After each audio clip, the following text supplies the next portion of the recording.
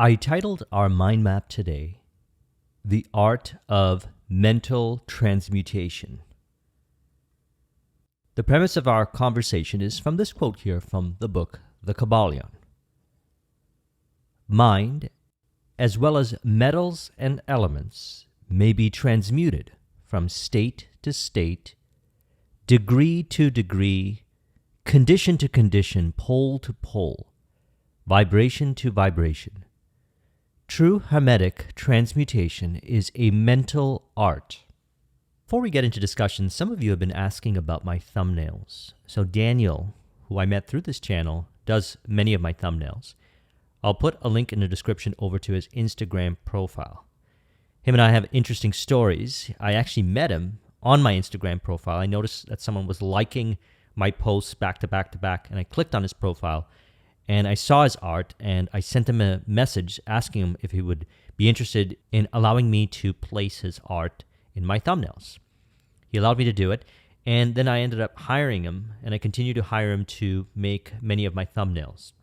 Check out his profile. Him and I, interestingly, ended up meeting for the first time in person in Playa del Carmen, Mexico, a few weeks ago, in which we both happened to be there at the same time. We hung out, we had many conversations, one of which stimulated this particular thumbnail that you're seeing for this video and inspired my recent discussions in regards to imagination. So when I read Think and Grow Rich in 2004, there was one word that stood out for me, and that's the word transmutation. This word would go on to have a profound impression on the way that I think, the way that I view reality, the way that I experience life, my goals, my visions, and how I relate to the different aspects of the journey to realizing the goals and the visions. Transmutation. As we go through this information, we're realizing that we can change our experiences by changing the way that we think. The way that we think represents our state of mind. We can think ourselves into a state of mind. We can experience something, and it can bring us into a state of mind based on the suggestions within. So as we are able to bring ourselves into certain states of mind, we notice that the experiences change. It's a form of energetic transmutation, transmuting one energy into another. A very practical way of looking at this is the reactivity-based energy that a person might experience on the journey to realizing their vision. By changing their state of mind or their relationship to that particular experience, they're actually transmuting the energy. They're converting the energy over to something that they desire. Now, in the Kybalion, they state,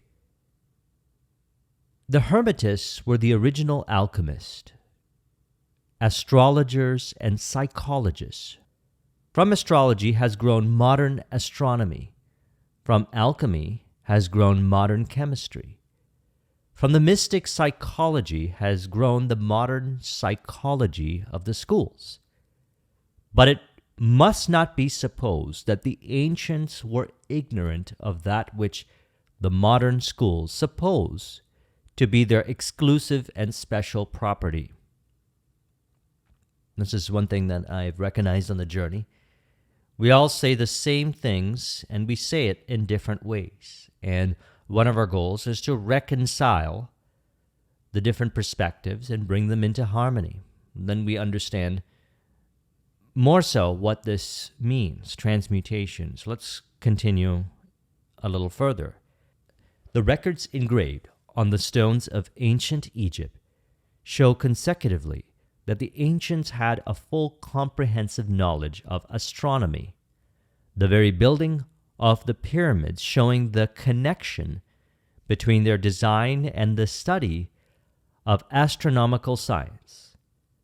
Nor were they ignorant of chemistry, for the fragments of the ancient writings show that they were acquainted with the chemical properties of things. In fact, The ancient theories regarding physics are being slowly verified by the latest discoveries of modern science, notably those relating to the constitution of matter.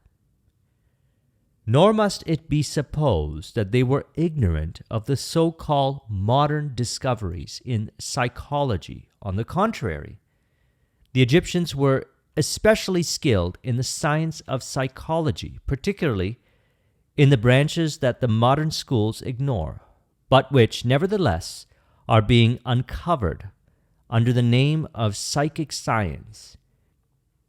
Now, we only need to prove this to ourselves upon practice, and we see the changes occur to verify how this works. A change of state of mind via thinking patterns changes how we relate to the experience and how the experience is perceived and how it relates to us.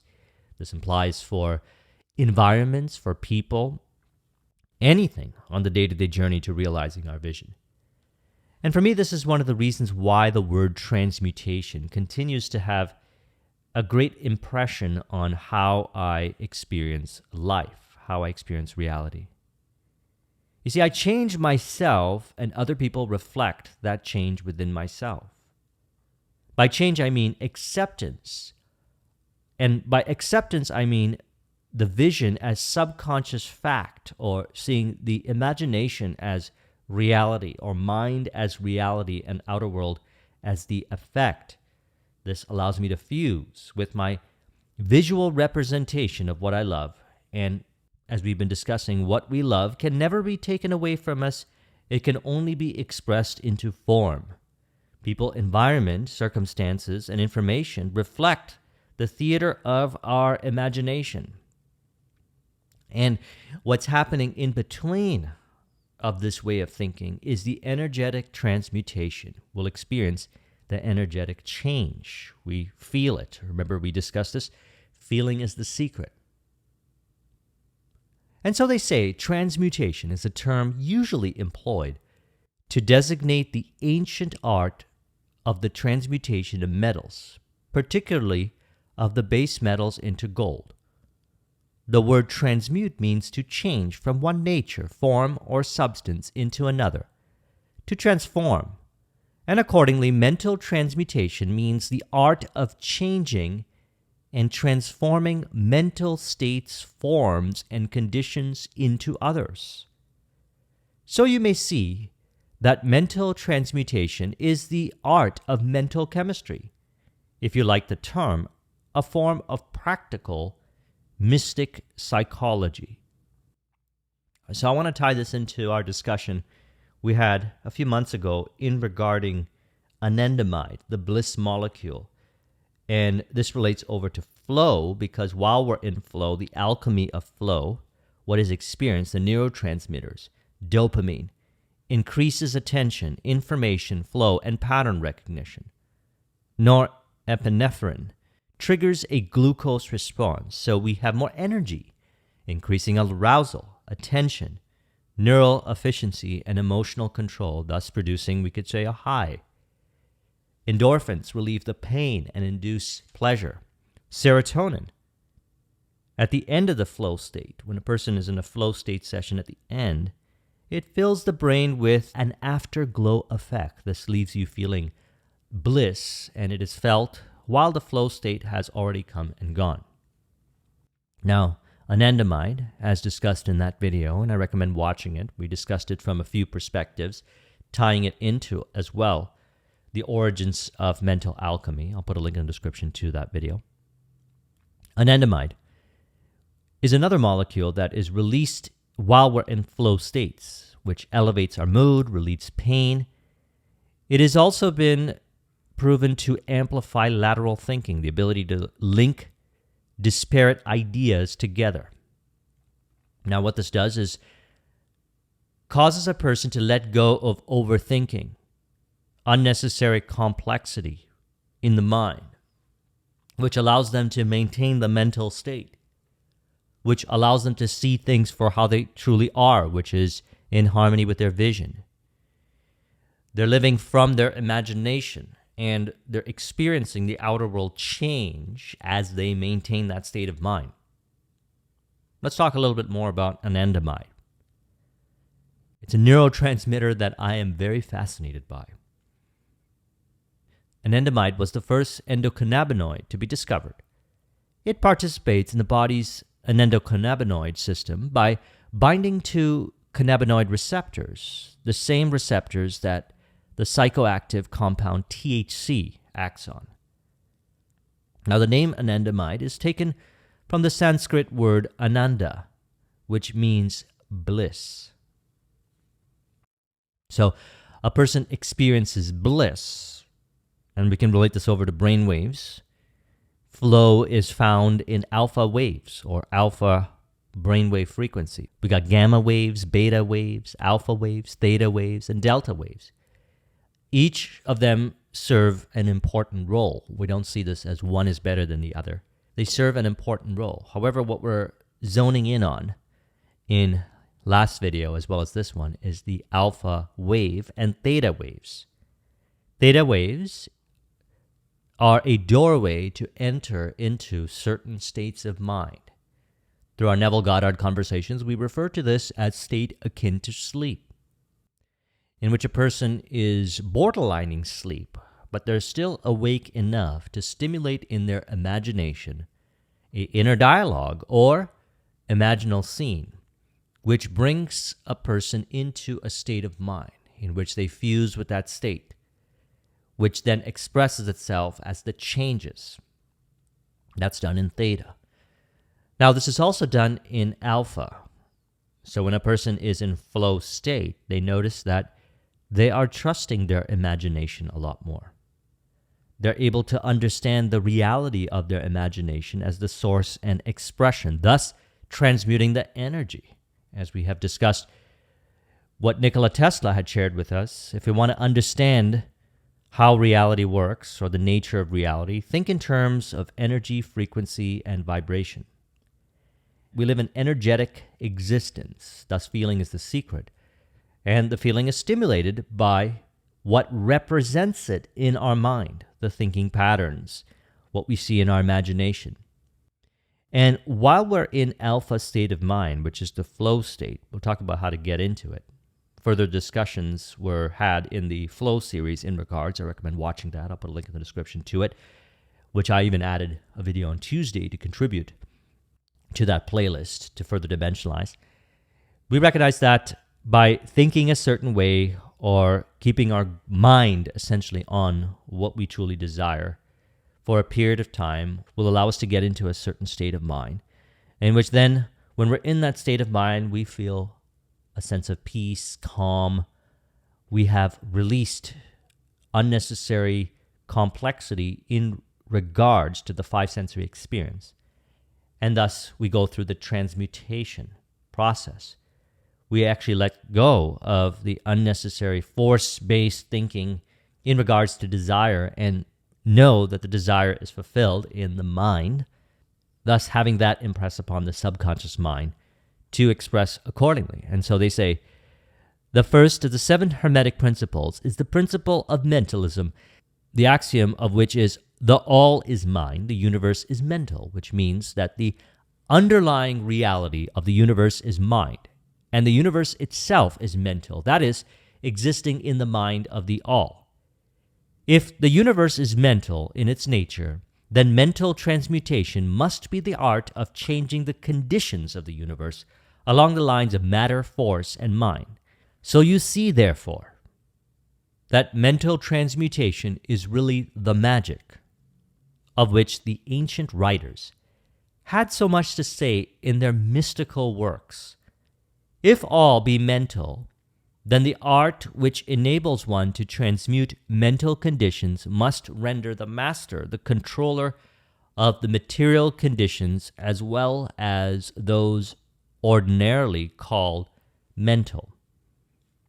So by changing our mental states, we change how we relate to the different experiences. And while we're in flow, we experience what we call lateral thinking. Part of the contribution to the lateral thinking, which is also an effect of the state of mind is anandamide. So let's talk about lateral thinking. We got divergent thinking, convergent thinking, we have lateral thinking.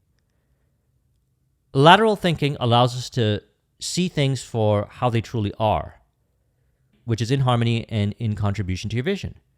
Reality then is looked at as an affirmation to our vision. It makes sense to me. I'm able to see it from a nuanced perspective. And so we'll talk about this in a moment via polarity. So divergent thinking, many possible solutions are explored in a short amount of time and unexpected connections are drawn, seeing things from many different perspectives. A person that sees things from many different perspectives has a broad range of perception and the nuanced varying degrees of possibility. Convergent thinking. Convergent thinking is a type of thinking that is focused on coming up with a single, well-established answer to a problem. Now, combining this together, we get lateral thinking. Lateral thinking, and by the way, this happens automatically while we're in the flow, while we're in the state of mind that's one with what we see in our imagination and recognizing that that's the reality of things and what will be expressed. As I said, acceptance of that is the impression upon the subconscious mind, which the subconscious mind does everything else. We might think that we're in control of this, but really what we're aiming to do is allow everything to express. Trust that things will some way, somehow remold itself to express as the reality. And this is understood more so when we reflect upon what they said here. That mental transmutation is really the magic of which the ancient writers had so much to say in their mystical works, about which they gave so few practical instructions. Now, this is another reason why I always suggest make flow a priority, because all of this is happening while you're in flow. When you're in flow, you're moving towards a vision. We could say flow is a way. If you read Flow by Mihaly Csikszentmihalyi or The Rise of Superman by Stephen Kotler, watch the Flow series, you'll see. They're all practical applications for the art of mental transmutation. Mental transmutation is simply committing to a vision and staying committed from a certain state of mind, which we can call alpha brainwave frequency, in which we experience these neurotransmitter releases and also, as a result, experience lateral thinking. We're able to reconcile divergent and convergent perspectives. A person that's in lateral thinking, it's very easy for me to spot a person in lateral thinking if they're maintaining the flow. They have let go of overthinking, confusion in the mind. They have made peace with certain thinking patterns within themselves. They've essentially gone through, to a large degree, the spiritual alchemy process, another way of looking at it. I'll put a link in the description to the few videos in which we discussed that. And so while we're doing this, why is it then perhaps challenging for some people to maintain the state of mind that's one with the vision, in which the transmutation occurs, the outer world changes to reflect that what they commit to? Well, let's look at this here. Polarity. They say light and darkness are poles of the same thing with many degrees between them. And it is this fact that enables the Hermetist to transmute one mental state into another along the lines of polarization. Hate may be transformed into love by changing its polarity. Courage may be transmuted into fear, and the reverse. So we look at our five sensory experience and we say, what brings us into a state of mind of hate? What essentially are we polarizing to in the five sensory experience? Information, experiences, the interpretation is within as a result of what we are suggesting to ourselves in relation to the experience. And that's changing our state of mind. And we have the power then to change how we relate to those experiences by thinking clearly.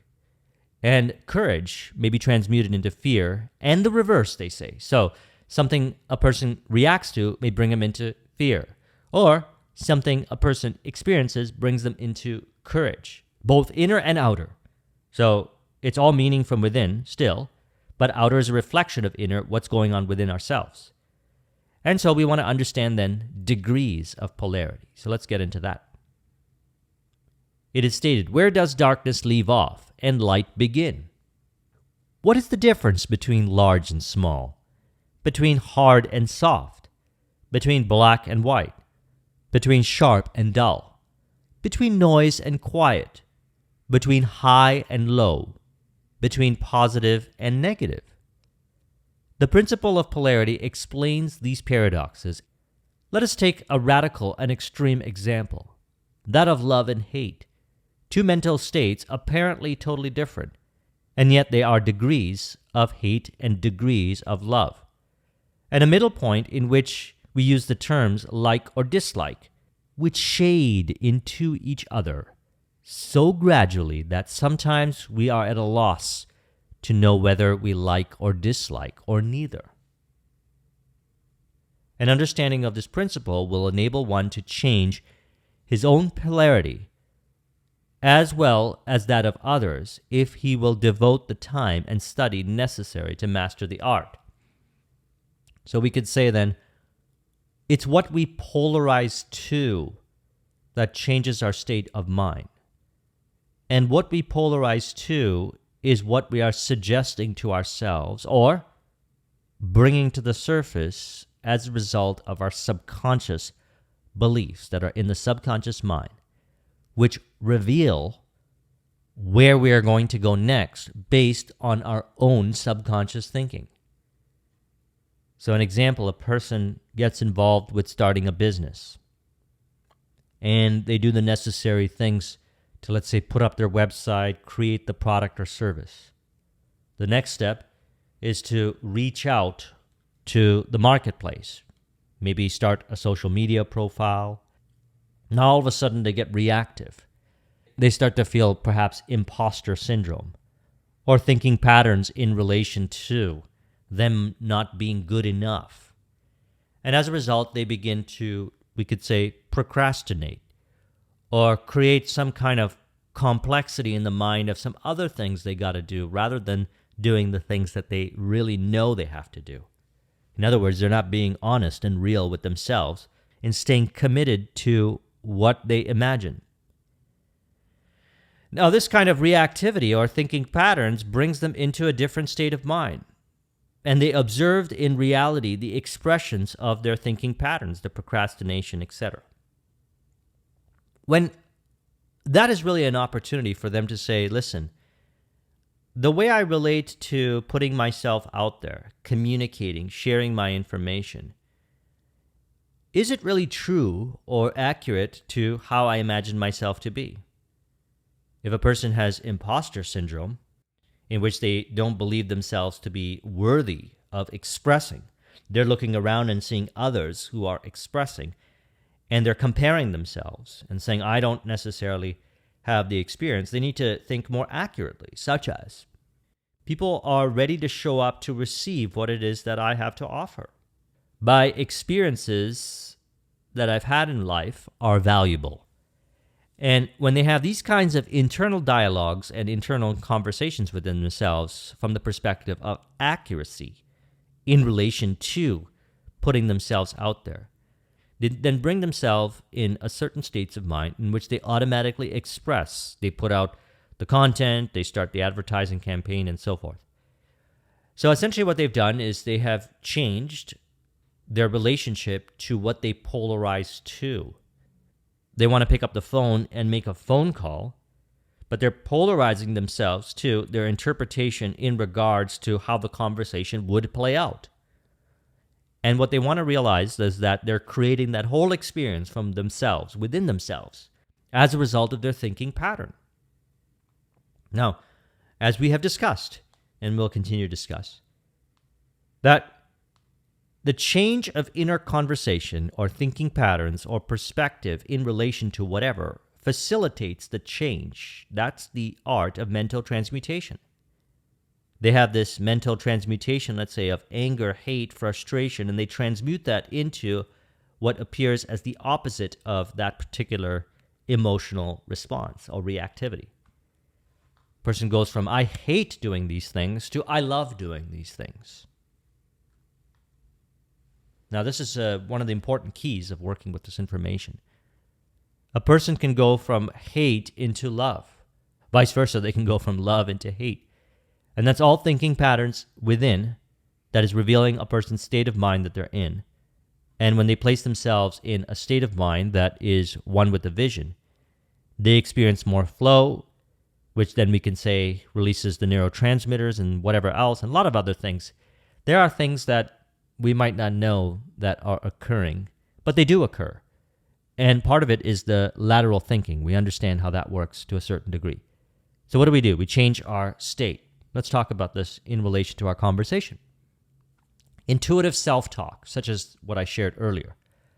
A person feels reactivity to having that conversation, the challenging conversation. They say to themselves, you know what?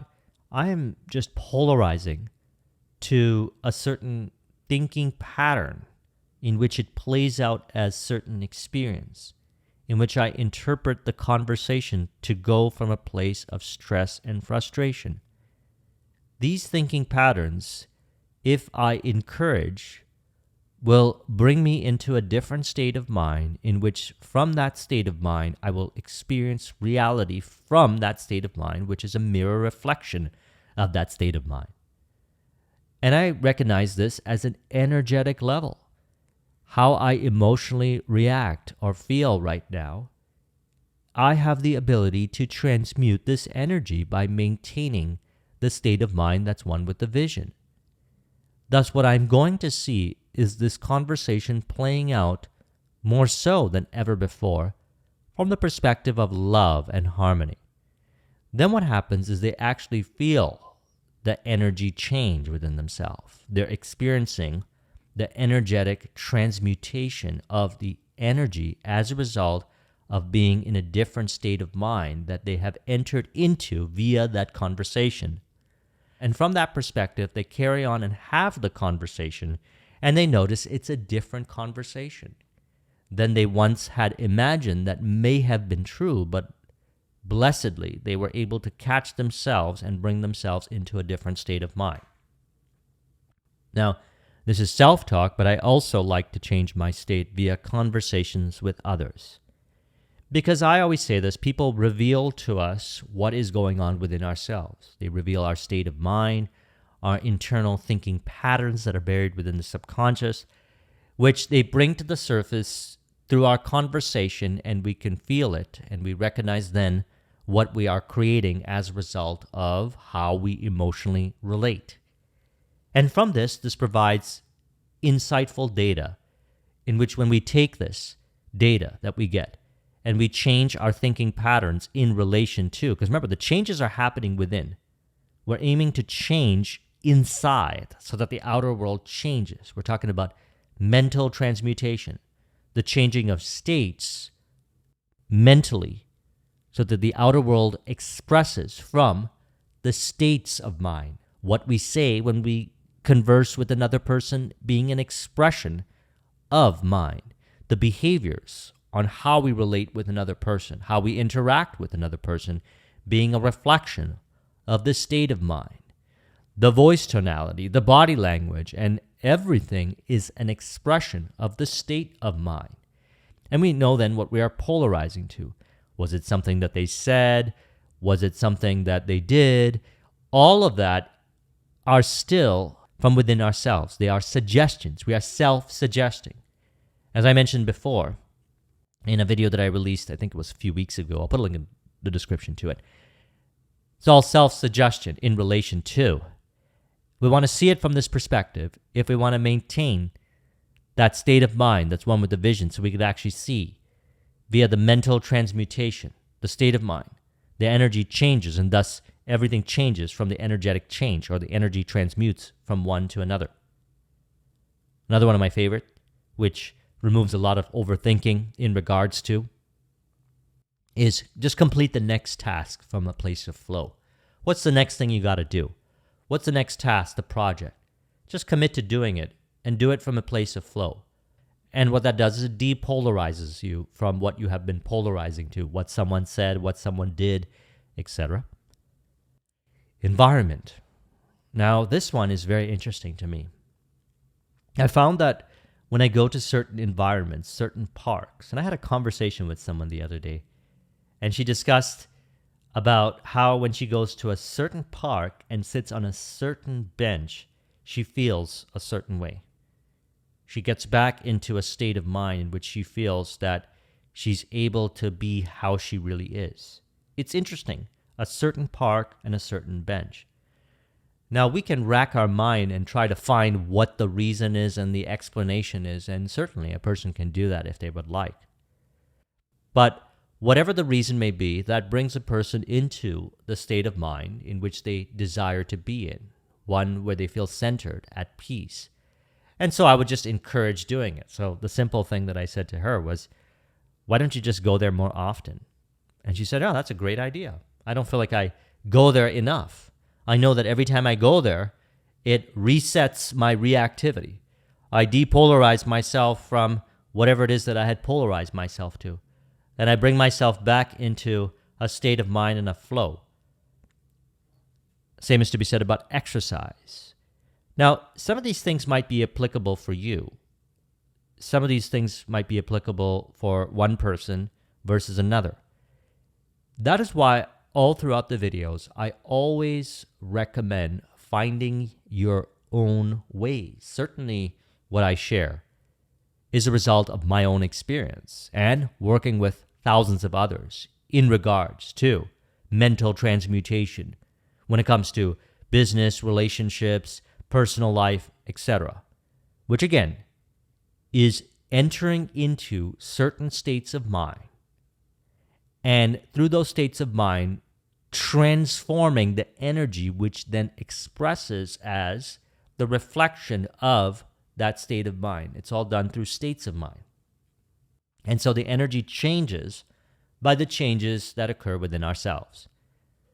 Same is to be said about nature, meditation, or the definite chief aim card, which I learned from Think and Grow Rich, as well as The Strangest Secret by Earl Nightingale, in which he said, just write down on your card your definite chief aim or your goal. And if at any point of time you react unnecessarily, dwelling in certain states of mind. By the way, I recommend watching my 7-Day Mental Diet by Emmett Fox discussion to facilitate those ideal inner dialogues, inner conversation from within ourselves to express accordingly.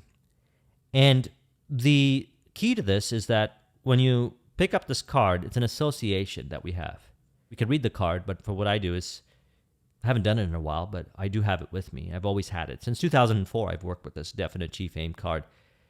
And I have such a strong association with it that all I have to do, if I ever found myself reactive, or we could say polarizing to a certain thinking pattern, which is on the spectrum of one side versus another, whatever was said, whatever nuance, I just touch the card and away I go back into the state of mind, thus transmuting that experience, and then it changes. How does it change? Well, the person changes, the environment changes, my behaviors change.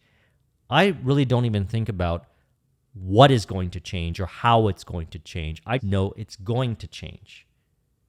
Because as I had mentioned earlier, what we do with mental transmutation is we enter into a certain state of mind, the one that's with our vision, through any one of these ways here. And we go into the experience, whatever it is, the conversation or whatever it is. If you're an athlete, your athletic event. If you're public speaking, then your public speaking event. If you have a business and you want to put out some information, you go into it and you'll notice that everything changes. Your behaviors change, the results change, and so forth from that state of mind in which once the energy was stress, frustration, anger, whatever, heavy energy, let's say, has now changed into a lighter energy. You have successfully done the mental transmutation, and as a result of that, you notice the changes. And that right there is a deep form of acceptance. Accepting myself, knowing that I can change whatever on the journey. You have faith, conviction in yourself, and I trust that you'll further develop this as you continue down the journey working with this information. And it is a deep acceptance of the vision as reality in imagination. My vision, my goal, is a reality in mind, and the outer world expresses from that which I imagine to be true. Because that is a representation of love, and as we say, what we love can never be taken away from us unless we take it away from ourselves. And so thus, it is an expression from within. And people and environments reflect the theater of what's going on in imagination or in our conversation. Thus, one of the sayings that we always encourage is order the inner conversations. And the inner conversations reveal our state of mind and what we are experiencing, as well as our inner conversations bring us into states of mind. So if we catch ourselves dwelling in inner conversation from a certain state of mind, which is creating more unnecessary friction in regards to the energy, thus causing reality to be experienced from how we interpret that energy, then we change our inner conversation to a conversation that's one with our vision internally, as we observe that things change. Behaviors change, environments change, people change, things change.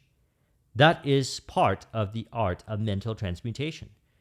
And as mentioned, to keep this even simpler, maintain your flow, because while we're in flow, physically, mentally, emotionally, spiritually, we're supported. Physically also from the neurotransmitter releases. Facilitate the transmutation of the outer world experience to reflect the mental state within ourselves. And, the internal being the proof and evidence of how reality is, that's what represents a person who is in a elevated state of mind, or we could say more integrated with the truth of states of mind being the causative factor of the effects we see in the world. And from there, we just let things happen. We allow the expression to reveal what we know is true in imagination. Because I see the mind's eye as my true eye. I heard it inside myself via the inner conversation. I saw it in my own imagination.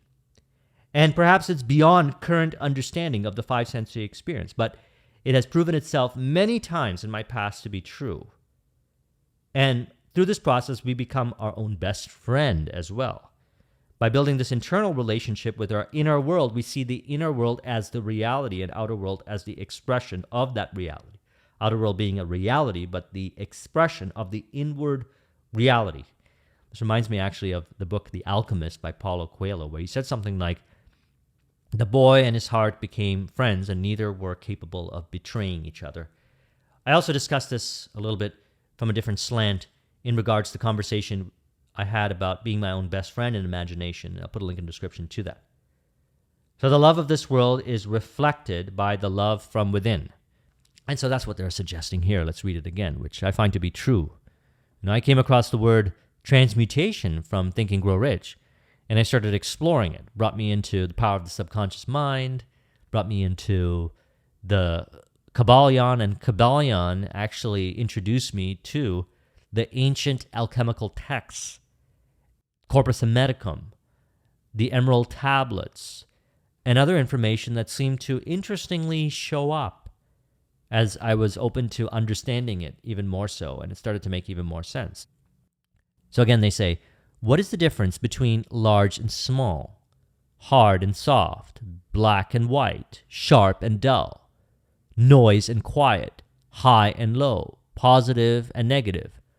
These are degrees, and we can only find ourselves polarizing two from the perspective of love or the perspective of reactivity in relation to certain thinking patterns within ourselves, which we can call limiting or disempowering.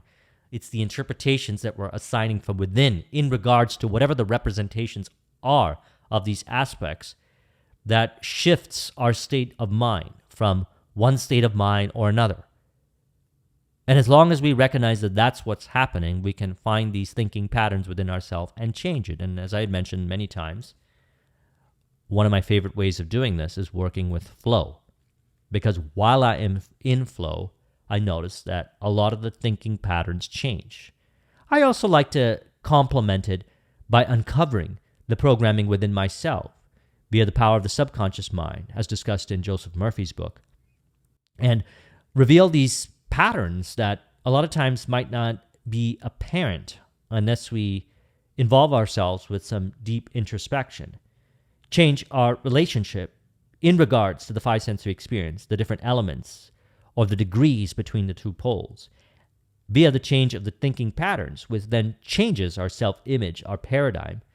And actually, if we experience that same thing, we find ourselves not being reactive. We're actually able to maintain that state of mind, let's say, the loving energy, which then transmutes that experience, or the energy of that experience, which then translates over to the experience being translated to reflect that which we know is true in our imagination. And we let go of unnecessary approval-seeking, validation, or needing things from this external, recognizing that we have everything in mind and the outer world shall reflect that which is in mind. And we let go of unnecessary programming, like, for example, when I get this, I'm going to be happy, then I'll be fulfilled, and so forth. And rather, what we'll realize is that the fulfillment and the happiness is actually within, and what we saw in mind and what we connect with and harmonize and fuse with mind actually brings forth that feeling, and that's enough. We just maintain that.